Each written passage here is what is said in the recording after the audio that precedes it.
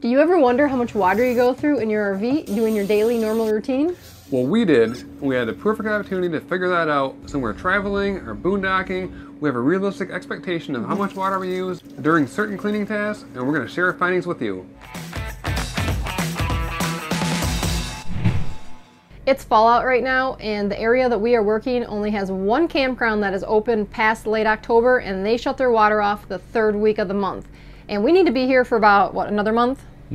Since we were forced to haul water to fill our fresh tank, this gave us a perfect opportunity to figure out exactly how much water we use for boondocking or traveling.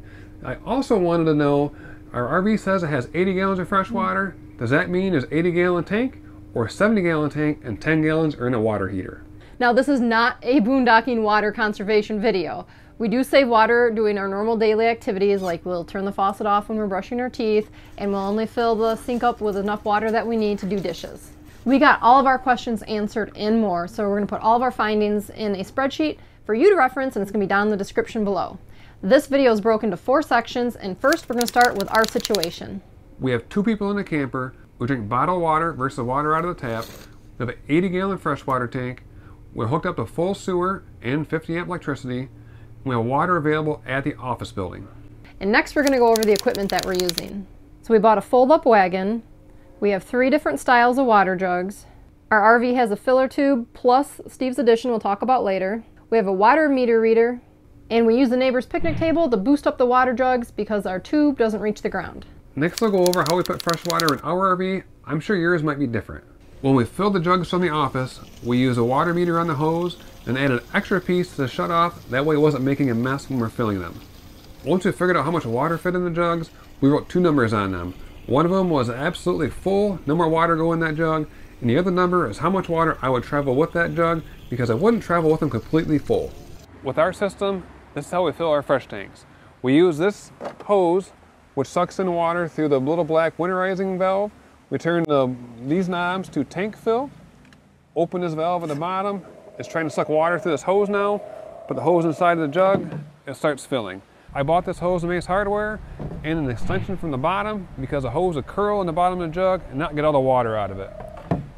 After your jug is filled, make sure you turn these valves back to city or water, because if you suck air into the system, the pump will keep running because it has air locked in there somewhere. And if that happens, I need to get air out of the system.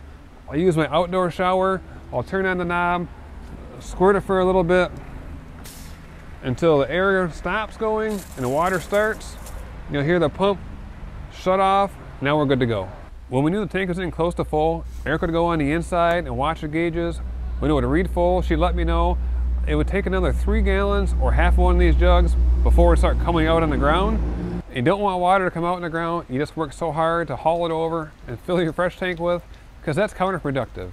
If that happened, we would do laundry or do dishes right away. That way we would start using that water that is dumping out into the ground.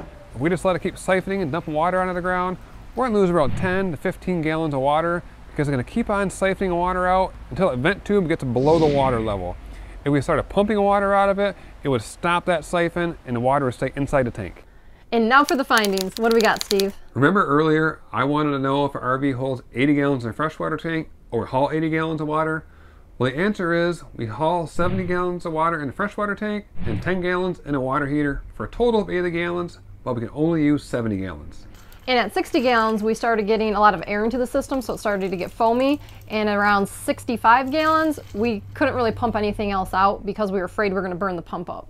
So that means the rest of the 5 gallons in that tank, the tank was either unlevel or the tube that sucks water out of the tank doesn't go all the way to the bottom. So there's 5 gallons we can't use in that 70-gallon tank. So really, we have around 65 out of 80 gallons that we can work with. Okay, Steve, let's talk about how long this took to fill every single day. Well, every day we would fill the water up for normal activities. In our wagon, with 3 jugs, we hold a total of 17 gallons. By the time we got the jugs out, went and filled them, hauled them back and forth twice, sucked the water into the RV, it's usually around 20 to 25 minutes. To let you know, the water source was about 30 seconds away from our RV. And now what you've been waiting for, our results. Now you can find all the details in the spreadsheet below. We're gonna go over some of the interesting highlights, and while we do it, we're gonna give you some beautiful views from the beach of this campground. But first, you'll find this fact interesting because a lot of people wonder about this. Our setup is a 10-gallon water heater. We have an Oxygenics shower head. Run the water heater on electric only. We can take a hot shower for 13.5 minutes before running out of hot water. And if we turn on the gas with that, it can easily go another like 2 to 3 minutes. So it is very possible to get a nice long hot shower in an RV if you have the right setup.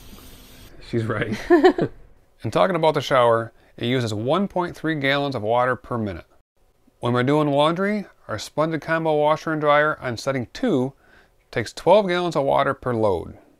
With the both of us in the RV, we average 2 to 3 gallons of water per person for toilet flushing and washing hands each day. When we look at a gauge when it reads full, we can add another 7 gallons of water before it starts overflowing and dumping water on the ground. And when that gauge reads E, we still have 8 gallons of water left we can pump out of the tank. If you are interested in more RV education like this, you'll want to check out any of the videos in this playlist next. We hope you found this useful, and we'll see you in the next video.